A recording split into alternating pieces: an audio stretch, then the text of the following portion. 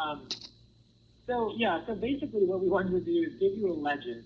And if you see the legend feature, just click on it. And what we've done here is whatever fields that are, what you're used to being a drop down in the Excel file, we're just going to give you the values right here. And to make it easy, all you got to do is click on it to copy it to the clipboard.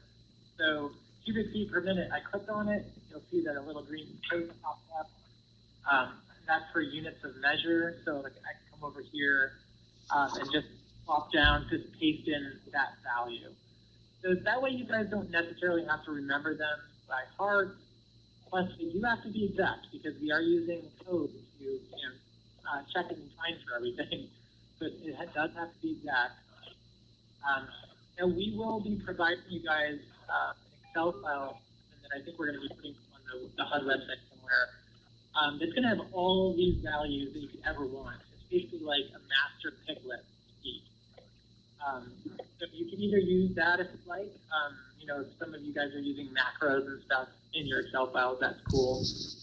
Or if you just want to come over here and just use this feature, you can just copy it and paste it into your